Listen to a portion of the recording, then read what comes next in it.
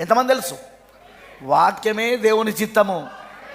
మనుష్యులు బ్రతుకుచున్నది రొట్టె వల్ల మాత్రమే కాదు కానీ దేవుని నోటి నుండి వచ్చే ప్రతి మాట వల్ల. వాక్యమే దేవుని చిత్తం. ఇప్పుడు అందుకే వాక్యాన్ని తెలుసుకోవాలా నువ్వు. ఆ వాక్యాన్ని నువ్వు తెలుసుకోకపోతే నీకు నీకు ఎలా తెలుస్తుంది దేవుడి చిత్తం?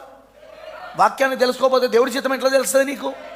దేవుని చిత్తం తెలవాలనుకునే వాళ్ళు వాక్యాన్ని తెలుసుకోవాలా, వర్తమానాలను ధ్యానించాలా, ప్రవక్త వర్తమానాలు వినాలా, ప్రవక్త వర్తమానాలను ధ్యానించాలా, ప్రవక్త వర్తమానాలను ధ్యానించాలి. పాస్టర్ గారు చెప్పేది వినాలి, పాస్టర్ గారు చెప్తున్న వర్తమానాలను ధ్యానించాలి.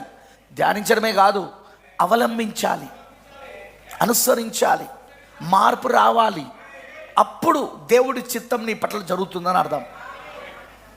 అది మెయిన్ థింగ్. దేవుడి చిత్తము జరగాలని పరలోక ప్రార్థనలు ఏం నేర్పించాడు ఆయన? పరలోకమందు నీ చిత్తము నెరవేరినట్లుగా భూమిపైన కూడా నెరవేరునుగాక. ఎవరి పట్ల? మన పట్లనే. ఎవరి పట్ల జరగాలని ప్రార్థన చేస్తానా మనం? భూమిపైన ఎవరిపైన జరగాలనుకుంటున్నాం మనము? మనపైననే. అందుకే నీ చిత్తం నా జీవితంలో జరగాలి ప్రభువా అని కోరుకుంటున్న వాళ్ళు వాక్యమే దేవుని చిత్తం.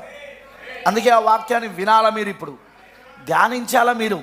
ఆ వాక్యం చెప్పినట్టు జీవితాలు మార్చుకోవాలి, మార్చబడాలి, పరిశుద్ధ ఆత్మకు అవకాశం ఇవ్వాలి, జీవితంలో ఆయన మార్చేటట్టుగా సమర్పించుకోవాలి. నన్ను మార్చుము ప్రభువా అని అడగాలి. నువ్వు ఆయన నీ మాటలు మారాలి, నీ పద్ధతులు మారాలి, నీ క్రియలు మారాలి. అప్పుడే నువ్వు నిజంగా దేవుని చిత్తంలో ఉన్నావని అర్థం.